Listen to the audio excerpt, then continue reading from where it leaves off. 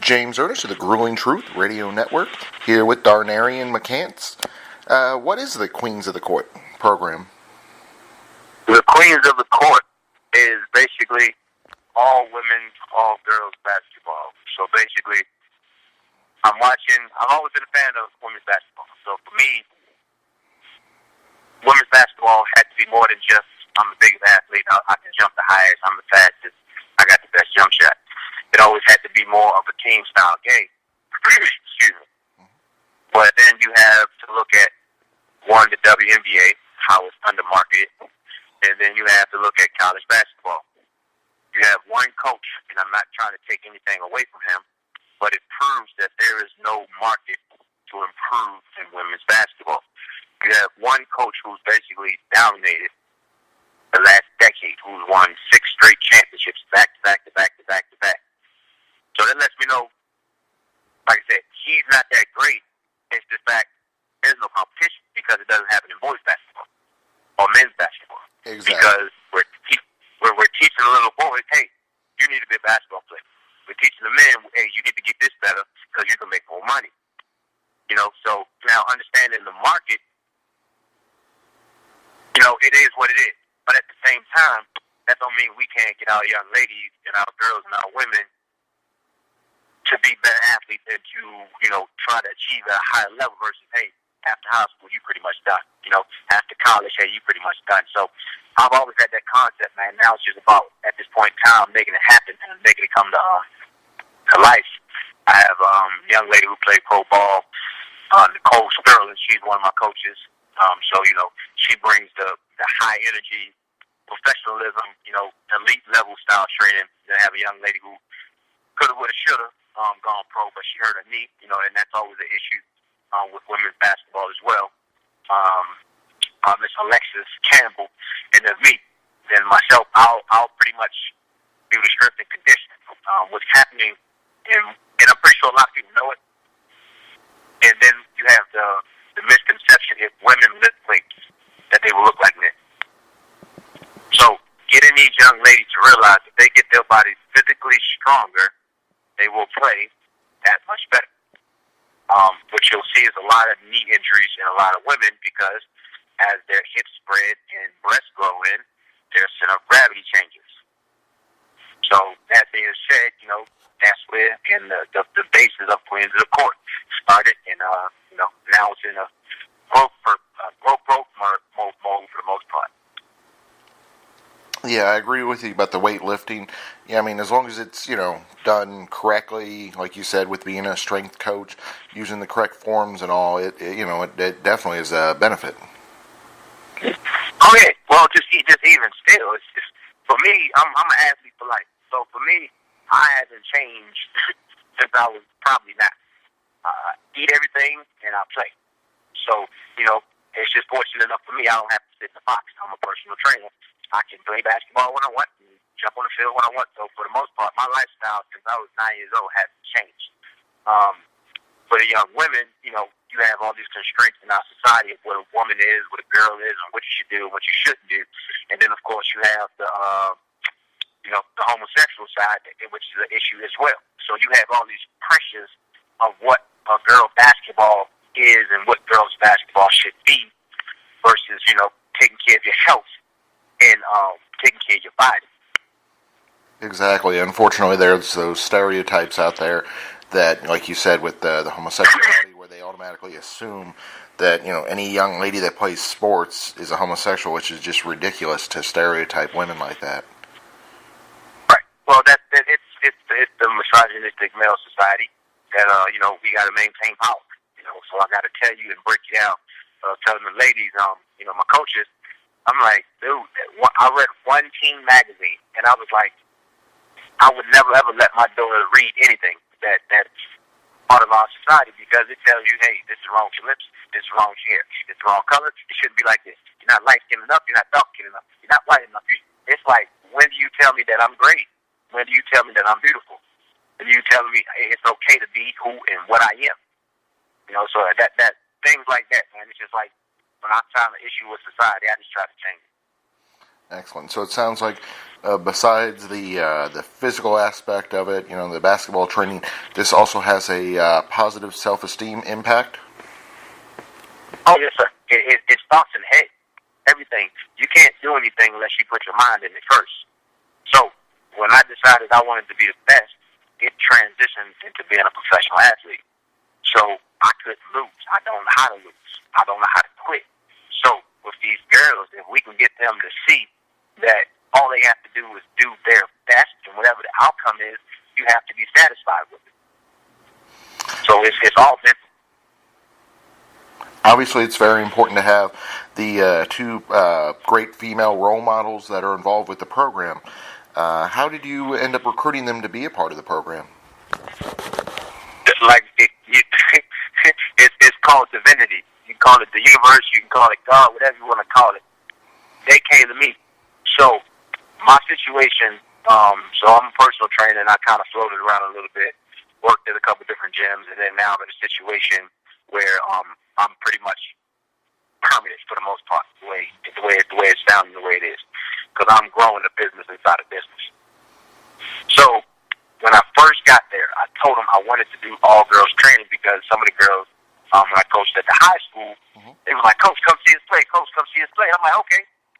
Now, hence, it broke my heart to see the lack of basketball skill. And I'm like, okay, the halftime score was 30-5. And I'm just like, I can get middle school and third graders to score 5 points in the first quarter, let alone the whole half. So that lets me know that the female basketball sports is underserved. Nobody's trying to train these girls who actually want to play. Nobody's trying to get these girls mentally and physically prepared to, one, play the game, and let alone go to the next level. Because it's just so ironic that the one lady, like I said, ironically, she came to play basketball. So Nicole, we hoop on Saturdays and Sundays. And, she came out there and she was playing. And I couldn't stop her. And it pissed me off.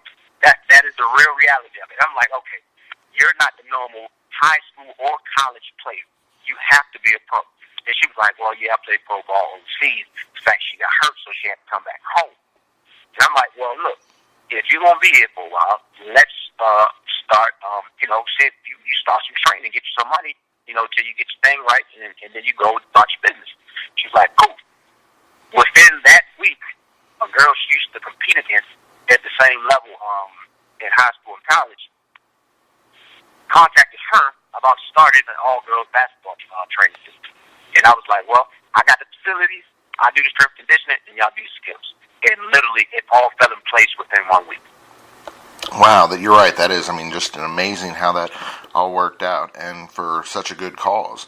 Because you're right, unfortunately, women's sports, despite Title IX and despite some of the things that they've done over the years, have not progressed the way that it should have because of narrow-minded people. So you're right on that. Unfortunately, I fight the same battle here with my my manager. I try to cover more of the women's sports, Xavier, UC, NKU's women's basketball, Louisville, and to try to get them on the network and get it actually posted is pulling teeth sometimes. Oh, yeah. Well, like I said, let's understand the reality of it.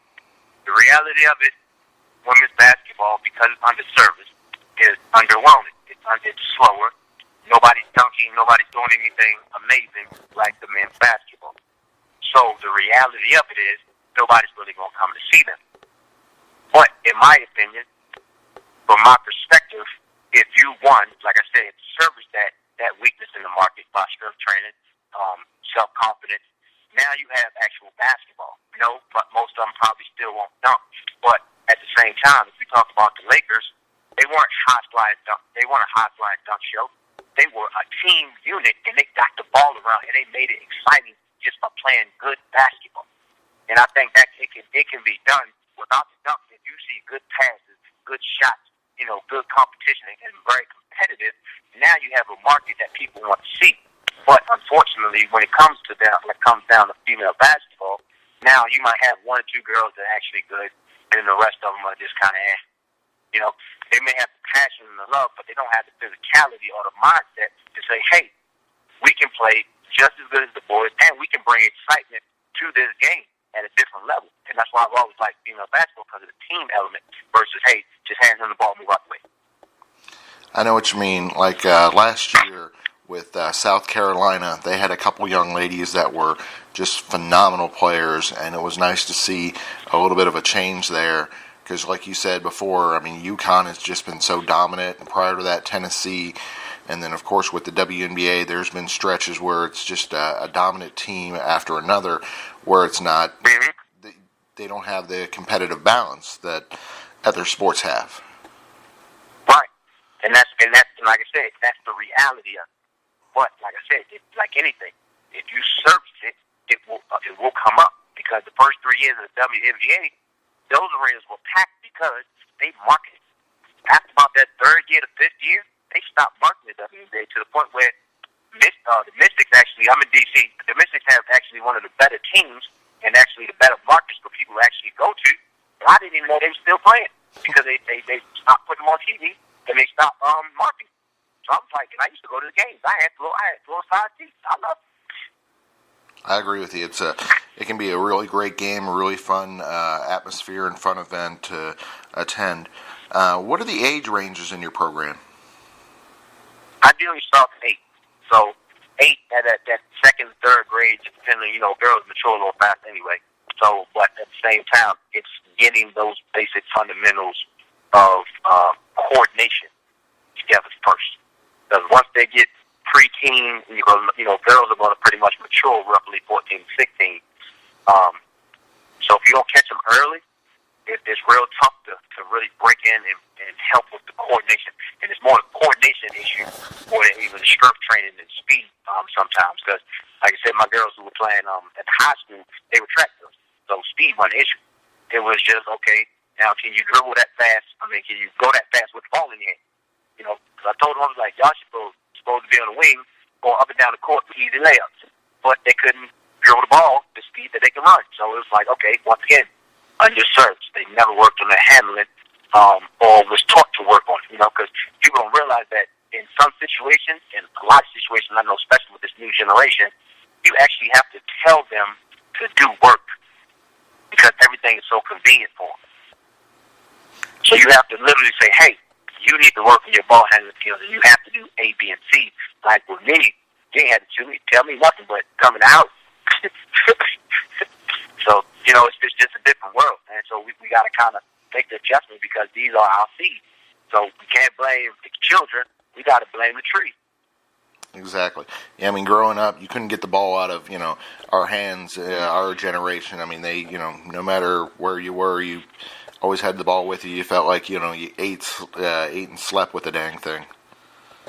Exactly. Right. And like I said, and I'm in a more well-to-do county. So, a lot of them are college. But, like I told them, I said, for the most part, I'm a county kid myself. But I had a tennis ball, a basketball, at any point in time, I had my basketball shoes or basketball with me. So if you wanted to play, I'm strapping up. And then sometimes I didn't even have to have shoes. I'm playing in church shoes and socks. So, it was just a matter of that competition, like I said. But the fact that things are so easy and so comfortable and given to them, they don't know that they literally have to go out and work to get better. What's the maximum number of athletes in a session? Oh, well, what I do is I keep my numbers low. No more than 10 to a coach because mine is about quality. I could care less. For the most part, I'm a born professional athlete. The money will come. That's just where I've always been. I don't need 20, 50 kids with one person running around just doing random drills. You're not accomplishing anything but making a check. What I want to do and what I am going to do is build a quality program. My concept is of a college to pro style program. If you're a coach, you can't coach 50, 60 people. I can coach 2 and 3 at a time along with your group. You're going to have some that's going to get it and some that's going to be more elite. So you don't have to coach them up as much. But those who need to bring up, you need to grab and pull a little bit. Now those are the ones we coach. You see what I'm saying? So now, boom, this is what we got. This is the drills. This is how we doing it. Now, okay, now we can start to correct. Now we fine-tune until when everybody leaves, everybody's elevated their game. Who else helps with the program besides you and the two the former players? Right now, that's like I said, literally, you're contacting me. We just started, literally, like a week. Oh, cool. So everything is we fresh off the ground. We were fresh off the ground. The two ladies there, they actually coached in the high school themselves. So they coach the high school, the JV and varsity, as well as they coach middle schools. So the next phase is to do AAUs as well. So we can get AAUs, the high schools, middle schools, so we can start to reach out and touch more people, to get people in contact and let us know that we're strictly doing women's and girls basketball training. Because even some of these college kids out here, they're getting over, I think, some with their talent. And it's still, like I said, it's still a lot of basic training, in my opinion, that could be taught to help elevate the game. So where and when is the event going to be? Oh, that's just the name of the program. So the training program is all year. Oh, so nice. Whenever you want to come in, the training program is all year. Now, the next phase, like I said, is to do AAUs and tournaments. So my first all women's, all girls tournament will be May. So it's Mother's Day weekend. So Mother's Day weekend will be the initial launch to let all women know that we have strictly women tournaments at the Fitness Equation. And then, like I said, from that, it's to get people understanding that this is what needs to happen if you really want to see your daughter progress. How much does it cost? Say that again? How much does it cost? That varies. So as far as the training, it just depends on your package. So it's a tier system. So, you know what I mean, to give you numbers, it's going to vary. So we have 13-week training, which is basically 3 months, 6 months, and year training. Like I would encourage everybody, you want year training even during your season, because what happens is you're constantly wearing your body out. You need to build it up, especially the strength and conditioning side of it. Like, people don't understand, like, okay, you're training, but the coach is coaching. They're not working on you as an individual, and that's where we come in. So now when you come to us, we're working on the individual. And now when you go back into your program, now you can add everything that you need to do to the program you're playing for. So it sounds like you're really focused on the individual athlete and are bettering them their whole aspect of it, their game, as opposed to just focusing on one thing or another. No, yeah, for me, I would like to consider myself a pro athlete, because being in the Maryland area, we had to play 3 sports. So, at the time I came up, Bo Jackson was the guy, because he cross-trained, which, now they call, we call it cross-training, now they call it CrossFit, whatever. Same stuff.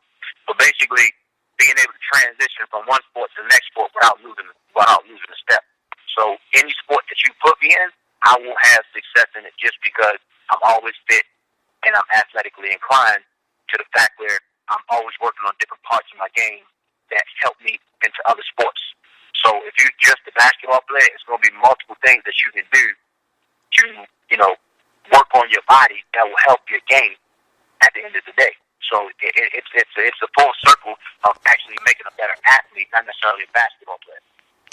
Where can young athletes or young women, parents, or people that are interested in volunteering find you all on the web or social media so they can get a hold of you? It's a long site. It's thefitnessequation.com. Thefitnessequation.com. And if you go to the events page, you'll find me. If you go to the sports training page, you'll find me. And that's the best way, the easiest way, the quickest way to get straight to me. Excellent. Or if they're wanting to follow the results or hear more about the tournament, is that the same thing, or would there be a Facebook or Twitter or something like that you'd recommend? Yeah, I have my Facebook. My Facebook is Coach McCants, and my Twitter's Coach McCants, and everything's Coach McCants. If you punch in Coach McCants, Google it, you'll find me 9 times out of 10. There's a couple of them in South North Carolina, but I'm the one that look the best. Awesome. Any final thoughts? Oh, man, appreciate the call, man. Just letting people know.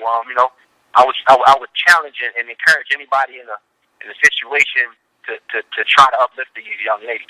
Like, they're our future. It's just an underserviced market that needs to be looked upon and just attacked in service. If we could get together for the community and say, okay, we marketing and trying to get these boys in the college to this basketball game, why can't we do the girls? They can do the same thing. I agree with you 100%. Those young women need the opportunities that the young men are getting, and it could really impact the community in a positive way. Well, I'd like to thank you, Coach, for coming on the show, and then when it gets closer to May, get back in touch with us, and we'll have you on again. All right, appreciate it, man. Thank you. Welcome.